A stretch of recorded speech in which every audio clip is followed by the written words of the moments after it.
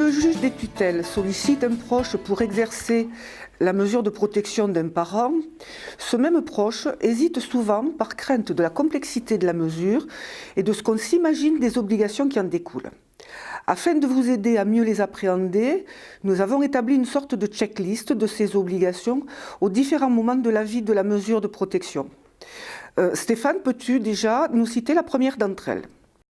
Les missions du curateur ou du tuteur varient en fonction du type de mesure ainsi que du contenu du jugement lui-même, car le juge peut préciser certaines missions dont peuvent découler des obligations. Il est indispensable de bien lire le jugement. La première obligation du tuteur ou du curateur est d'informer dans les 15 jours la personne protégée de la décision du juge des tutelles, sa désignation, ses missions, ainsi que des possibilités de recours. Certaines démarches sont incontournables à l'ouverture de la mesure. Quelles sont-elles ? Effectivement, dès sa nomination et en fonction du type de mesure de protection, il faudra informer les organismes bancaires, les professionnels de la gestion patrimoniale comme le notaire, l'avocat, informer les assurances, les mutuelles, la sécurité sociale, les caisses de retraite, les organismes sociaux, les impôts, vérifier les assurances comme la responsabilité civile, l'assurance habitation, l'assurance des véhicules et les droits à la sécurité sociale, les allocations, l'APA, la CMU. Dans les 3 mois, adresser au juge des tutelles l'inventaire de patrimoine de la personne protégée et établir un budget prévisionnel qui, en tutelle, doit être transmis pour information au juge des tutelles. Les 3 mois évoqués constituent ce qu'il est convenu d'appeler le temps d'ouverture de la mesure. Puis vient le temps de la vie de la mesure, au cours de laquelle certaines obligations reviennent régulièrement. Stéphane, peux-tu nous rappeler quelles sont-elles ?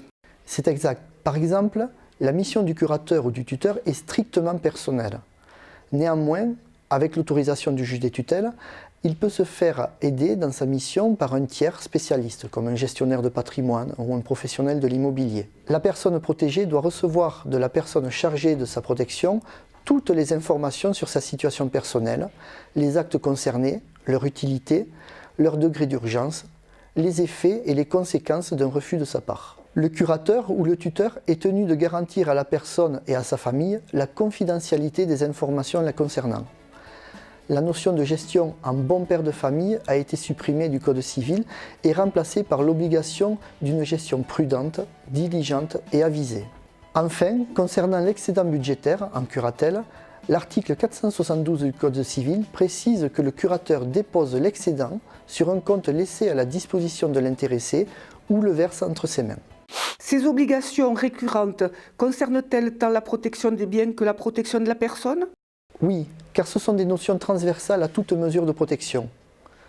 La protection des biens consiste à administrer les ressources et le patrimoine de la personne, gérer son budget, encaisser les ressources, régler les dépenses, les dettes, actualiser les droits, l'assurance, les prestations sociales, la fiscalité, à assister ou à représenter le majeur protégé dans les actes de disposition, c'est-à-dire ceux qui modifient le patrimoine, selon le cas, avec l'accord du juge des tutelles.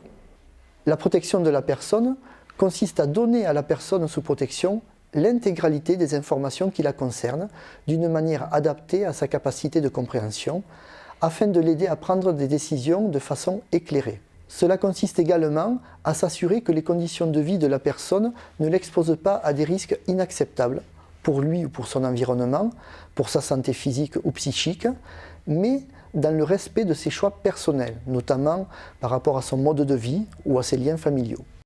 Cependant, en matière de protection de la personne, il faut rappeler que certaines limites s'imposent quant aux obligations du tuteur et du curateur, n'est-ce pas ? C'est exact, en particulier concernant le libre choix et l'autonomie. Quelle que soit la mesure de protection, la personne protégée prend seule les décisions la concernant, le choix du lieu de résidence ou les relations personnelles ou les soins. Il existe également une réglementation spécifique pour le logement, dans le cadre de la résiliation d'un bail, de la vente d'un bien, pour la vie privée, le PACS, le mariage, et pour la santé, comme les soins psychiatriques sans consentement, le don d'organes, les interventions chirurgicales portant atteinte à l'intégrité de la personne. En cours de mesure, la personne qui assure la mesure de protection doit-elle rendre compte du mandat exercé ? La personne désignée doit régulièrement rendre des comptes de son mandat grâce au compte rendu de diligence, c'est la synthèse des démarches effectuées dans le cadre de la protection de la personne, remis annuellement au juge des tutelles, au compte rendu de gestion, remis annuellement au greffier en chef afin de rendre compte de l'exercice de la mesure, et à l'inventaire de patrimoine que le curateur ou le tuteur doit actualiser tout au long de son mandat en cas de changement significatif de la situation de la personne protégée. Lorsque la mesure de protection prend fin, quelles sont les démarches à accomplir? La mesure de protection prend fin automatiquement le jour même par le non-renouvellement de la mesure, le décès de la personne protégée ou la main levée de la mesure ordonnée par le juge des tutelles.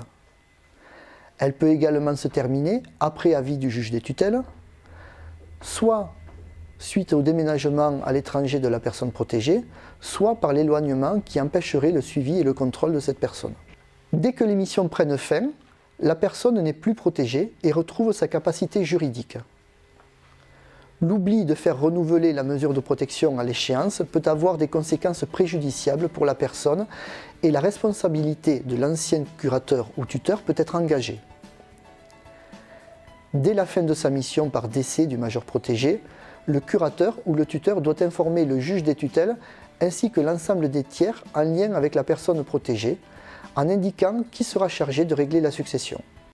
Lorsqu'une mesure prend fin, un soin particulier doit être apporté au compte-rendu de gestion. Stéphane, peux-tu nous rappeler ce qu'il en est? Le curateur, dans le cadre d'une curatelle renforcée, ou le tuteur, doit réaliser le compte-rendu de gestion reprenant les opérations faites depuis le précédent et en adresser un exemplaire au greffier en chef du tribunal d'instance, un exemplaire accompagné de la réédition des 5 derniers comptes rendus de gestion à la personne elle-même s'il y a eu une main levée, à la personne nouvellement chargée de la mesure de protection, ou au notaire ou aux héritiers de la personne protégée décédée. Pendant les 5 années qui suivent la fin de sa mission, le curateur ou le tuteur doit conserver le justificatif de sa mission qu'il doit pouvoir présenter en cas de réclamation. L'exercice d'une mesure de protection par le curateur ou le tuteur peut-il faire l'objet d'un contrôle? La mission du curateur ou du tuteur est contrôlée par le juge des tutelles et le procureur de la République qui exerce une mission de surveillance générale. Le contrôle des comptes rendus de gestion est effectué par le greffier en chef du tribunal d'instance et en cas d'irrégularité, le juge des tutelles sera saisi. S'il existe un subrogé tuteur ou subrogé curateur, ce dernier vérifie le compte rendu de gestion que le curateur ou le tuteur doit lui transmettre avant qu'il ne soit communiqué au greffier en chef. En cas de nécessité, le juge des tutelles peut demander tout justificatif ou toute information qu'il jugera utile, rendre visite ou faire visiter la personne protégée et diligenter des enquêtes sociales. Si les revenus et le patrimoine sont particulièrement conséquents, le juge des tutelles peut autoriser la vérification du compte de gestion par un technicien, un expert comptable, un commissaire aux comptes, aux frais de la personne protégée. Enfin, toute personne peut alerter le juge des tutelles lorsqu'elle constate que manifestement le curateur ou le tuteur ne remplit pas sa mission. L'une des raisons qui peuvent pousser un proche à refuser d'exercer une mesure de protection réside dans la crainte de la responsabilité engagée. Qu'en est-il de cette responsabilité ?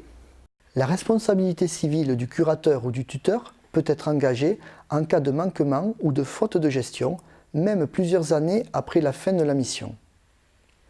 Si la faute est avérée, la personne protégée ou ses héritiers peuvent être indemnisés. Le curateur ou le tuteur peut souscrire une assurance en responsabilité civile pour se garantir des conséquences d'une éventuelle faute non intentionnelle. La responsabilité pénale peut également être engagée, notamment lorsque le curateur ou le tuteur détourne des fonds ou abuse de la confiance ou de la faiblesse de la personne protégée. Bien évidemment, aucune assurance ne pourra garantir en cas de pratique illégale. Il peut s'avérer sécurisant pour un tuteur ou un curateur familial de savoir que des assurances peuvent venir apporter une garantie, une couverture de sa propre responsabilité. Vous pourrez retrouver toutes ces informations sur un diaporama enregistré sur cette même mallette que nous vous invitons à consulter.